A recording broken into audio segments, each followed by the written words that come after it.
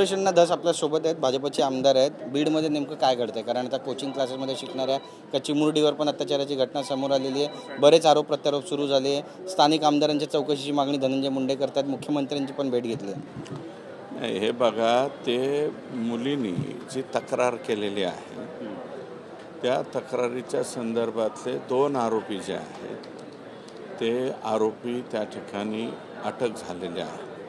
आणि आता अटक झाल्याच्या नंतर पोलीस आमचे SP जे आहेत ते चांगले आहेत, इम्पार्शियल वागणारे व्यक्ती आहे आणि ते 100% त्याच्या बाबतीत चौकशी करतील.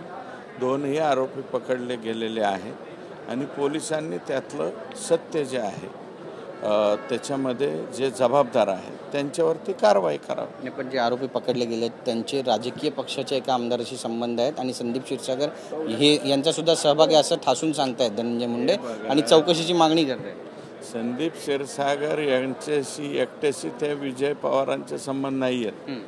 त्यांचे एकंदरीत फोटो पाहिले तर सर्व पक्षीय लोकांच्या बरोबर फोटो आहे.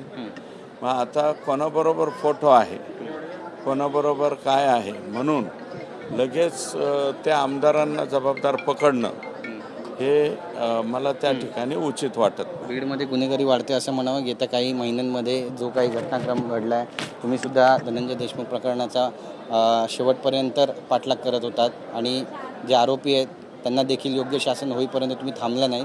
या प्रकरणाचा सुद्धा तशाच पद्धतीनं पाठलाग काय केला जाईल? 100% पाठलाग केला जाईल. याच्या बाबतीमध्ये आम्ही सुद्धा उद्या विषय जो आहे सभागृहामध्ये याच्या संदर्भामध्ये कोचिंग क्लासेसच्या बाबतीमध्ये काही नियमावली त्या ठिकाणी असली पाहिजे. ही एक जी घटना बीडमध्ये घडलेली आहे अशा प्रकारची पुनरावृत्ती कुठं होऊ नये. क्लासेसला सुद्धा काही बंधनं त्या ठिकाणी आणले पाहिजेत. म्हणजे CCTVच्या बाबतीमध्ये, बाकीच्याही बाबतीमध्ये काही अटी शर्ती ह्या निश्चितपणे आणल्या पाहिजेत असं माझं मत. पण धनंजय देशमुख आता आक्रमक पद्धतीने ही बाजू मांडतायत आणि म्हणतायत की ज्यावेळी संतोष देशमुख यांचं हत्याकांड घडलं त्यावेळी बरेच जण बोलत होते, यावेळी का बोलत नाही, आता त्यांची तोंड का गप्प आहेत, लाजा वाटत नाही का?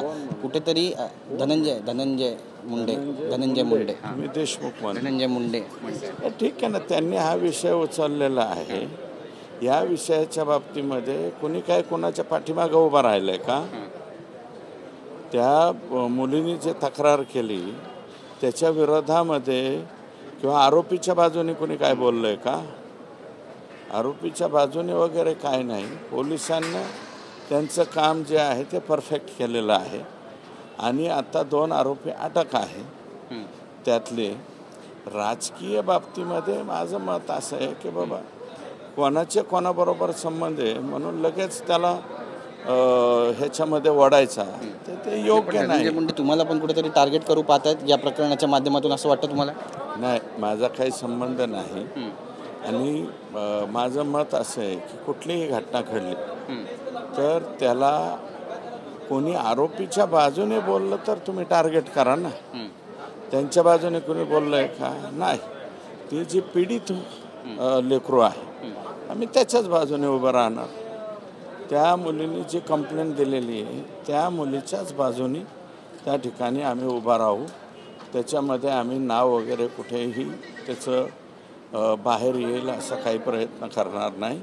परंतु त्या लेकरांनी कंप्लेंट दिलेली आहे त्या कंप्लेंटची चौकशी झाली पाहिजे. नक्की धन्यवाद आमची बातचीत केल्याबद्दल. कॅमेरा पर्सन खंडूराजचा गिरीश गायकवाड, TV9 मराठी, मुंबई.